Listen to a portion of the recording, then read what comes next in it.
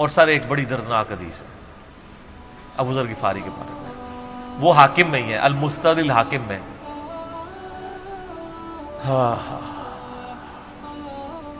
غزوہ تبوک آپ کو پتا ہے ایک ایسا غزوہ تھا جس میں جو شرکت نہیں کرے گا وہ منافق ڈکلیئر ہوگا، قرآن میں فتویٰ آ گیا تھا۔ اس سے پہلے کبھی نفیر عام نہیں تھی، یہ پہلا اور آخری موقع تھا، کیونکہ رومن امپائر سے ٹکرانا تھا، سپر پاور تھی دنیا کی، 1.5 لاکھ کی فوج لے کے کیسرے روم بارڈر پہ آ گیا تھا عرب کے۔ تو نبی علیہ السلام نے اناؤنسمنٹ کی کہ بھئی اب سب نے جانا ہے، جو نہیں جائے گا منافق شمار ہوگا، الا یہ کہ کسی کے پاس ریسورسز نہ ہو، یا کوئی مریض ہو، یا کوئی عورت ہو، یا کوئی معذور ہو۔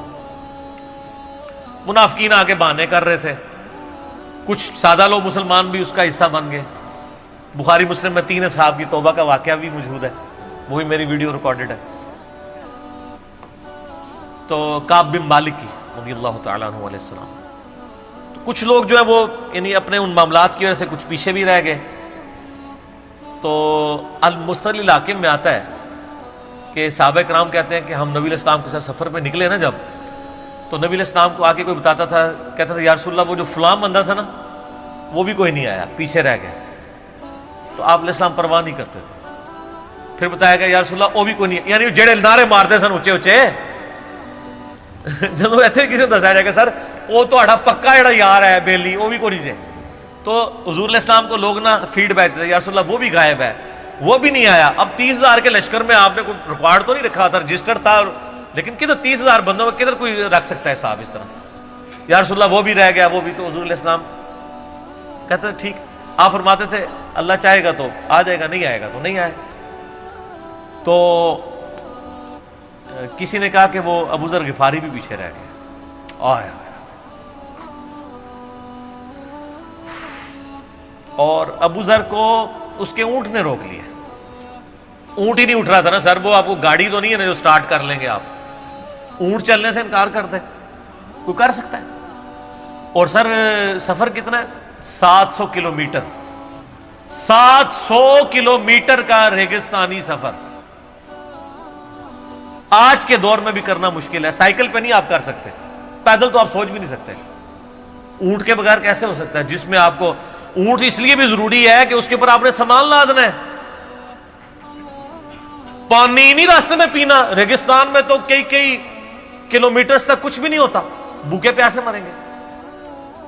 پھر آپ قافلے سے بھی جدا ہیں۔ تو ابو ذر غفاری کوشش کرتے رہے کس طریقے اونٹ، اسی دوران قافلہ نکل گیا آگے، تو وہ اونٹ اٹھا ہی نہیں ہے، تو حضرت ابو ذر غفاری نے اپنا سامان اپنی پیٹھ پہ لاد لیا، پیدل چل پڑے ریگستانی سفر میں۔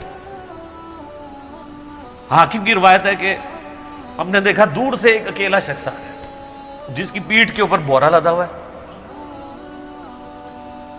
تو نبی علیہ السلام کی آپ محبت دیکھیں، آپ نے فرمایا کہ تو ابو ذر ہو جا، یعنی جو آنے والا شخص ہے تو ابو ذر ہو، یعنی حضور نے خواہش کا اظہار کیا۔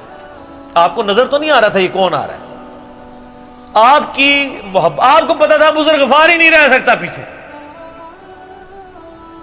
تو صحابہ کہتے ہیں آپ نے فرمایا تو ابو ذر ہو جا، تو صحابہ کہتے ہیں تھوڑی دیر بعد جب وہ قریب آئے تو ہم نے پہچان لیا ابو ذر غفاری ہیں۔ تو جب ہم نے پہچان لیا نا تو حضور علیہ السلام نے ان کے پہنچنے سے پہلے آپ نے فرمایا ابو ذر کو دیکھو اکیلا آ رہا ہے، اکیلے ہی دنیا سے جائے گا اور قیامت دن بھی اکیلا اٹھایا جائے گا۔ دنیا سے کیا کہہ رہے گے؟ صحیح بخاری میں آتا ہے کہ حضرت عثمان غنی رضی اللہ عنہ کے دور میں چکے، یہ اس حدیث کا بھی کچھ حصہ باقی ہے، میں بعد میں بیان کروں، پہلے میں اس کو کنکلوڈ کر لوں کہ صحیح بخاری میں آتا ہے کہ حضرت ابو ذر غفاری شام چلے گئے تھے، وہاں پہ چونکہ گورنر تھے حضرت معاویہ رضی اللہ تعالیٰ عنہ، وہ قرآن کی وہ جو سورہ توبہ کی آیات ہے نا کہ جو لوگ سونا اور چاندی جوڑ کے رکھتے ہیں یہ گرم کر کے ان کی پیٹھوں پہ، ان کے ماتھے کے اوپر لگایا جائے گا قیامت والے دن، تو وہ یہ آیت پڑھا کرتے تھے، اور حضرت معاویہ سے ان کا جھگڑا رہتا تھا کہ تم لوگ جو یہ مال جوڑ رہے ہو نا اور یہ اتنے خزانے تم لوگوں نے بنا لیے ہیں، یہ نبی علیہ السلام کی تعلیمات کے خلاف ہے۔ تو حضرت معاویہ کہتے تھے یہ تو اہل کتاب کے بارے میں آیات نازل ہوئی ہیں، تو وہ کہتے تھے نہیں، یہ سب کے بارے میں ہے۔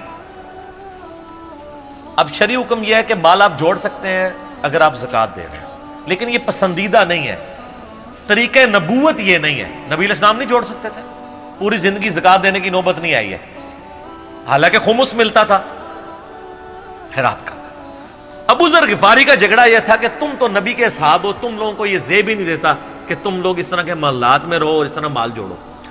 تو اب چونکہ سینئر صحابی تھے، ان کو ہاتھ ڈالنا بھی آسان نہیں تھا، پھر نبی علیہ السلام نے فرمایا ہو کہ اس سے زیادہ سچا انسان ہی کوئی نہیں، تو حضرت معاویہ نے خط لکھا حضرت عثمان کو کہ جی اس بندے سے میری جان چھڑائے نا، اس کو آپ واپس بلائیں۔ حضرت معاویہ نے جب خط لکھا تو حضرت عثمان نے ان کو کہا تم مدینہ شریف واپس آ جاؤ۔ مدینہ شریف جب یہ واپس آئے تو صحیح بخاری میں آتا ہے کہ لوگوں کا جھمگٹا لگ گیا بزرگ غفاری کے گرد، لوگوں کو پتا تھا یہ تو بڑا یعنی زہد والا بندہ ہے۔ تو ابو ذر غفاری وہی حدیثیں سنایا کرتے تھے کہ حضور نے فرمایا یہ احد پہاڑ سونے کے برابر ہو تو میں خیرات کر دوں گا، جبکہ باقی صاحب کہتے تھے کہ مال جوڑنا جائز ہے اگر زکوٰۃ کوئی دیتا رہے۔ وہ یہ کہتے تھے کہ یار یہ تم لوگوں کو تو زیب نہیں نہ دیتا، یار تم لوگ تو یہ باتیں نہ کرو، تم لوگ نبی کی صحبت یافتہ ہو، تم لوگوں کو تو زہد ہونی چاہیے تم لوگوں کی زندگی میں۔ اب لوگوں کا ہجوم ان کے گرد لگ گیا، اور پھر حضرت عثمان نے ان کو خلیفہ وقت بلایا اور کہا کہ یار تو خود ہی مدینہ شریف چھوڑ کے یہاں سے چلا جا، تیری وجہ سے فتنہ کھڑا ہوا ہے۔ تو حضرت عثمان نے کہا میں نے تو نبی علیہ السلام سے سنا تھا کہ گمراہوں کی اطاعت کرنا، صبر کر لینا۔ تو ایک زبدہ نامی کا ایک گاؤں تھا مدینہ شریف کے پاس، شہر سے ہٹ کے، تو وہ پھر وہاں پہ ہجرت کر گئے۔ آپ دیکھیں ریونج کیسا تھا، لوگ کتنے ڈرے ہوئے تھے کہ ابو ذر اپنی بوڑھا شخص 80-90 سال کا بابا اپنی ایک بڑھیا بیوی کو لے کے اس عمر میں شہر بدر ہو رہا ہے اکیلا۔ آج نہیں آپ سوچ سکتے کسی جگہ آپ اکیلے جا کے پڑاؤ کریں، کسی بیابان کے اندر، ریگستان کے اندر۔ اس زمانے میں آپ سوچ رہے، آج کل بھی آپ مدینہ شریف کے گر چلے جائیں تو آپ آنی ایک رات بھی نہیں گزار سکتے۔ تو کوئی شخص حضرت ابو ذر غفاری کو سی آف کرنے نہیں آیا سوائے حضرت علی کے، اور وہ بھی مدینے کی باؤنڈری تک آئے۔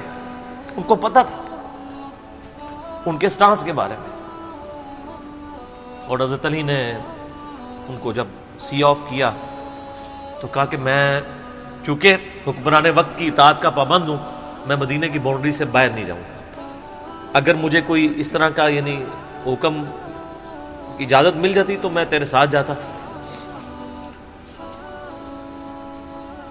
ایران والوں نے حضرت علی علیہ السلام کے زندگی کے آخری 10 سال کے اوپر ایک فلم بنائی ہے، امام علی علیہ السلام۔ اس میں ابو ذر غفاری کے سارے واقعات انہوں نے فلمائے ہیں سر، دیکھنے والے جب مولا علی چھوڑنے آتے ہیں، پھر جو ان کی ڈیبیٹس ہوتی ہیں مدینہ شریف میں لوگوں کے ساتھ، وہ ساری انہوں نے ویڈیو میں فلما دی۔ پھر یہ چلے گئے وہاں پہ رہنا شروع ہو گئے۔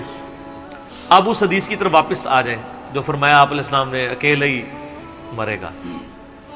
تو ابو ذر غفاری، اس حاکم کی روایت میں آتا ہے ابو ذر غفاری کی موت کا وقت قریب آ گیا، صرف بیوی ہے پاس۔ بیوی نے رونا شروع کر دیا کہ حضرت آپ فوت ہو گئے، آپ کو کفن کون دے گا، آپ کو غسل کون دے گا، آپ کو دفنائے گا کون، میں عورت ذات کیا کر سکتی ہوں۔ حضرت ابو ذر نے کہا کہ نبی علیہ السلام سے میں نے سنا تھا کہ تو اکیلا مرے گا، پھر مسلمانوں کا ایک قافلہ وہاں سے گزرے گا جو تجھے کفن دے کے دفنائے گا اور جنازہ بھی پڑے گا۔ تو نے فکر نہیں کرنی، جب میں مر جاؤں تو میری لاش کو چوراہے پہ رکھ دینا، گزرگاہ پہ، جو یعنی مدینہ کی طرف راستہ آتا تھا گاؤں ایریا سے گزر کے، اللہ میرا بندوبست کر دے گا۔ وہی ہوا کہ ان کے مرنے کے بعد مسلمانوں کا ایک قافلہ دور سے آ رہا تھا. تو اسی مستدل حاکم کی حدیث میں آتا ہے کہ سر قافلہ بھی سنے پھر کون ہے؟ عبداللہ ابن مسعود. ابو ذر غفاری بھی زہد کے امام، ابن مسعود بھی زہد کے امام، ابو درداء بھی زہد کے امام.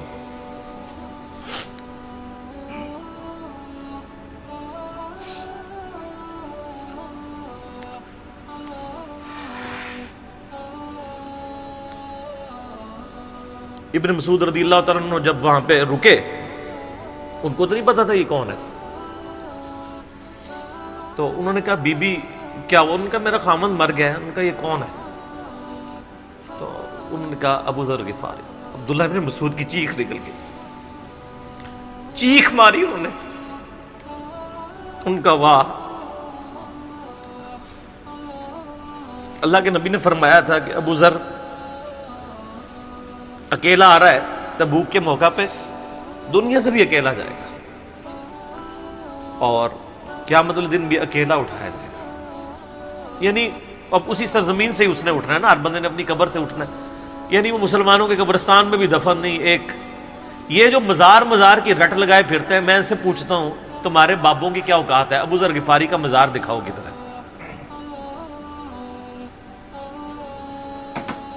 جو اس روئے ارض پہ نیلی چھتری کے نیچے سچا ترین انسان جس کو اللہ کے نبی کہہ رہے ہیں، اس کا کوئی مزار نہیں ہے. غریب المتنی میں مرا ہے، اس کی قبر بھی ایسی جگہ ہے جہاں مسلمانوں کے پاس قبریں بھی کوئی نہیں ہے. ایک ریگستان میں اکیلی قبر ہے، اس قبر کا بھی کسی کو نہیں پتا، اس پہ کوئی مزار بھی نہیں ہے، اور قیامت الدین بھی اکیلا اٹھایا جائے گا. یعنی قیامت تک وہاں پہ کوئی قبرستان بھی نہیں بنے گا. ظاہر نبی علیہ السلام کی یہ بھی خبر ہے. تو کیا وہ ناکام ہو گیا اگر مزارات ہی دلیل ہے کامیابی کی؟ تو عبداللہ ابن مسعود رضی اللہ تعالیٰ نے ان کو غسل دیا، کفن دیا اور دفنا دیا. یہ پوری ڈیٹیلز آپ کو المستدل حاکم میں مل جائیں گی. تو ابو ذر غفاری ان چند شخصیات میں سے ہیں جن میں پوری امت کا اتفاق ہے ان کی نیکوکاری کے اوپر.